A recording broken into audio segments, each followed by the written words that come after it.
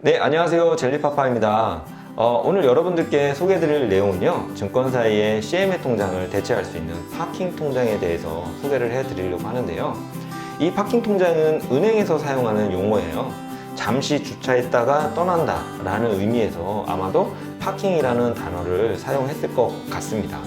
이 상품은요, 증권사의 CMA 통장처럼 하루만 맡겨도, 하루만 파킹을 해도 하루치의 이자를 받을 수 있는 그런 입출금 통장인데요. 보통의 은행의 입출금 통장은요, 아무리 많은 돈을 넣어놔도 사실 연 0.1% 정도의 이자로 거의 이자가 없는 것과 마찬가지입니다.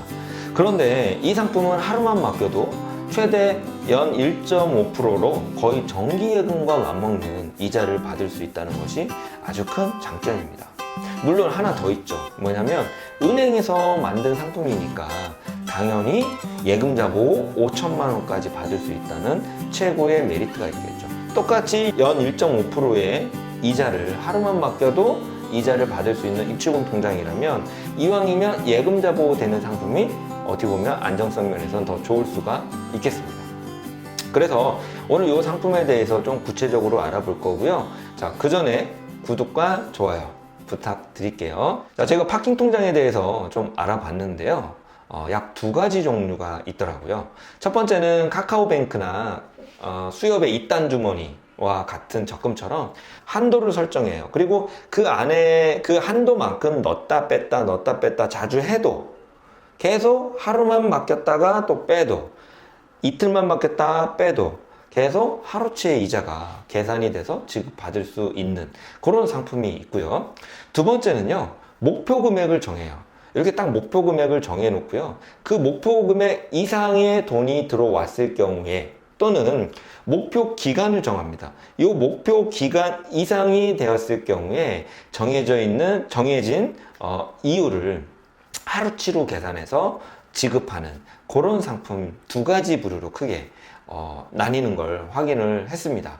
어떤 상품이 좋을지, 아까 제가 말씀드렸던 설정 한도가 있는 게 좋을지, 또 목표 금액을 정하는 것이 좋을지, 또는 다 필요 없고 증권사의 CMA 통장이 좋을지, 이런 것들은 다 개인의 어떤 기호니까요. 한번 제 이야기를 들어보시고 나에 맞는 상품을 선택해서 잘 활용하시기를 바라겠습니다. 자, 오늘도 역시 구글 시프레드 시트를 가지고 제가 준비한 내용을 좀 더 자세하게 말씀을 드릴게요. 파킹 통장은요, 시티은행까지 있는 걸 확인을 했습니다. 근데 제가 시간상 시티은행까지 조사하는 건 좀 무리가 있어 가지고요, 일단 대표적인 은행들 4개의 은행 준비했습니다.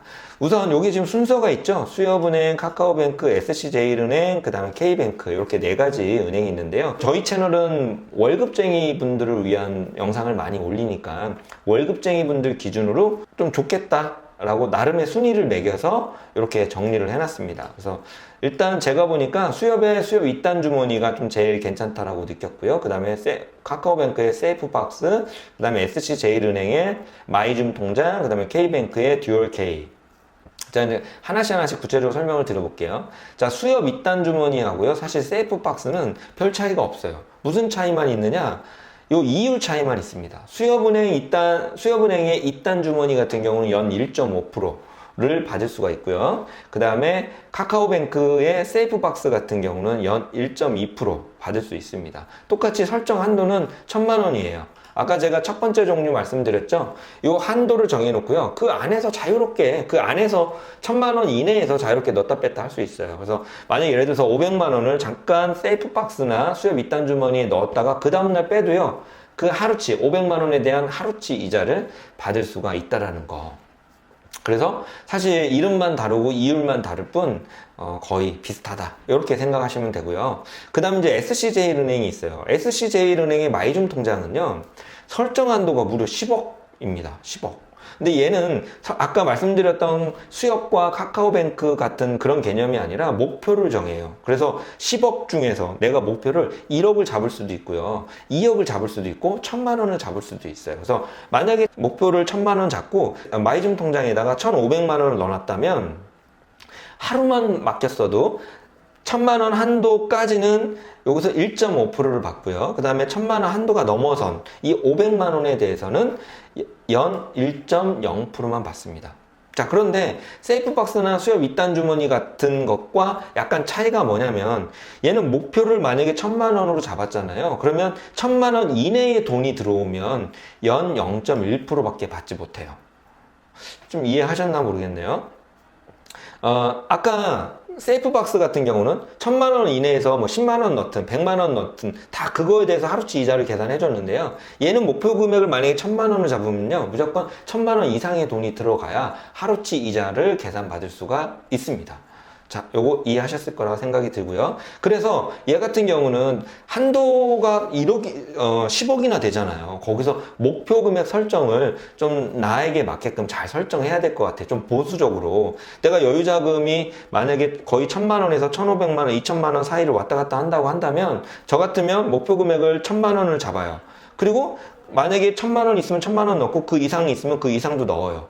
그 이상, 1,000만 원 이상에 대해서는 연 1.0%로 계산되니까 이렇게 잡으면 좋을 것 같고요. 이 상품은 좀 여유 자금이 많으신 분들, 우리 같이 월급쟁이 분들은 사실 활용하기가 쉽지는 않을 것 같다라는 생각이 좀 들긴 하지만요. 자, 그 다음에 K뱅크 같은 경우 제가 보기에는 조금 제일 활용하기가 좀 까다롭지 않나, 이런 생각이 좀 들었어요. 일단 설정 한도는 1억인데요. 얘는 목표 설정도 들어가고요. 목표 기간 설정, 그러니까 목표 기간도 채워야 되고요. 그 다음에 목표 금액도 채워야 돼요. 만약에 1억 중에 제가 1,000만 원으로 목표 금액을 설정했다면 1,000만 원 미만으로 들어오면 무조건 하루치 이자 계산이 안 됩니다. 예를 들어서 목표 금액을 1,000만 원 잡아놓고요. 한 보름 동안 1,000만 원 이상을 계속 넣어놨어요. 그러다가 한 달 이내에 갑자기 돈이 필요해서 한 100만 원 정도 꺼냈어요. 그럼 900만 원밖에 안 남았죠.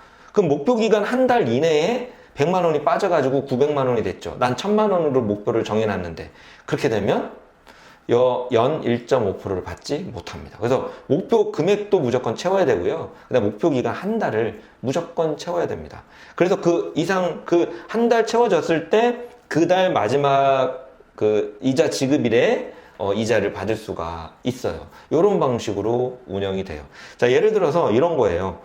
K뱅크 같은 경우는 내 목표를 1,000만 원 해놓고요. 대략 한 1,100만 원 정도를 유지 잘 하다가, 저번 달에도 유지가 잘 됐어요. 그럼 저번 달도 그냥 한 달치 이자 받겠죠. 그러면 한 달 지났으니까. 또 이번 달에도 잘 1,000만 원 이상 목표 금액 이상 잘 채웠어요. 그러면 또 한 달치 이자를 또 지급받아요. 그러니까 매 이자 계산한 거는 요 4개의 은행 모두 다 하루치 이자 계산한 것을 한 달마다 지급해요. 그러니까 얘도 마찬가지로 한 달째 될 때 받아요. 그래서 2달 동안은 다 목표 금액 1,000만 원 이상이 달성됐기 때문에 한 달치 이자를 다 지급받겠죠. 근데 세 번째 달에 갑자기 목돈이 필요해서 거기서 100만 원 뺐어요. 그러면 1,000만 원에서 900만 원이 됐죠. 목표 금액 난 1,000만 원으로 설정했는데, 그러면 목표 금액 미달성으로 그 달의 이자는 하루치 이자도 나오지 않아요. 그러다가 또 1,000만 원 채워 넣었어요. 그러면 또 채워 넣은과 동시에 또 한 달이 계산이 돼서 또 그 한 달 이자 지급일 마지막 날에 이자 지급일 날에 또 한 달치 이자를 그렇게 받게 되어 있어요. 그래서 요거 문제가 안 된다면 K뱅크 같은 경우는 1억까지니까 수협 이단 주머니나 카카오뱅크 같은 경우 1,000만 원밖에 안 되잖아요. 그래서 그 SC제일은행은 10억이고 그 중간에 위치가 있지만 그렇게 요 한도 내에서 한 목표 금액 설정해놓고 그 이상을 잘 맞출 수 있는 분들이라면 K뱅크도 괜찮을 것 같아요. 듀얼 K. 저는 개인적으로 그 이상을 이렇게 넣어놓을 수는 없을 것 같아서 사실 수협은행을 제 1순위로 뽑았습니다. 자, 그 다음에 하나 좀 알아야 될 게 있을 것 같아요. 약간 이게 오해 소지가 있는 게 뭐냐면요. 하루만 맡겨도 하루치 이자를 준다. 또는 하루만 맡겨도 연 1.5%의 이자를 준다. 요게 약간 헷갈릴 수 있어요. 보통 우리가 은행에서 적금을 가입하거나 6개월짜리 적금을 가입해도 마찬가지고요. 2년짜리 적금을 가입해도 마찬가지고 6개월짜리 예금을 가입해도 마찬가지고 2년짜리 예금을 가입해도 마찬가지예요. 우리가 은행에서 표시하는 이율은요. 다 연이율 기준이에요. 다 연이율 기준이기 때문에 표기를 하루만 맡겨도 연 1.5, 하루만 맡겨도 연 1.0 이런 식으로 표기를 한단 말이에요. 그러면 하루 맡겼을 때 1.0% 또는 1.5를 다 주는 게 아니라 연 1.5%, 연이자 1.5%를 365로 쪼개요. 그래서 그 이자를 하루 일수에 계산을 해서 지급을 하는 거죠. 요건 마찬가지로 증권사의 CMA 통장도 이런 거는 마찬가지예요. 그래서 우리가 일반 은행의 입출금 통장하고 비교할 수 있겠죠. 일반 은행의 입출금 통장은요, 뭐 돈을 아무리 넣어놔도 연 0.1%, 연 0.2%? 요 정도밖에 안 돼요. 하지만 CMA 통장과 이 파킹 통장은, 하루만 맡겨도 입출금 통장이지만 연 1.5% 정도를 받아요. CMA 증권사도 거의 그 정도거든요. 거의 연 1.5% 정도를 받아요. 입출금 통장이지만. 그러면 일반 은행 입출금 통장에 비하면 얘는 0.1 정도니까, 0.1에서 0.2 정도니까 거의 10배 정도 가까운 이자를 받게 되는 셈이에요. 사실상 따지고 보면. 그래서 내가 갑자기 생긴 여유자금 300만 원, 500만 원, 또는 1000만 원, 2천만 원 이렇게 있잖아요. 그래서 1000만 원, 2천만 원이야 그렇다 치지만 300, 500 이런 거 별로 원금 자체가 작으니까 그냥 그냥 그래서 은행 예금 통장, 은행 입출금 통장에 그냥 섞여 놓는 경우 많잖아요. 근데 조금 부지런 떠셔가지고 300이든 500이든 1000만 원이든 요런 것들, 요런 그 파킹 통장 활용하셔가지고 그래도 조금이라도 이자 놓치지 않고 다 챙겨 가셨으면 좋겠습니다. 이 영상이 도움이 되신다면 좋아요, 구독 꼭 부탁드릴게요.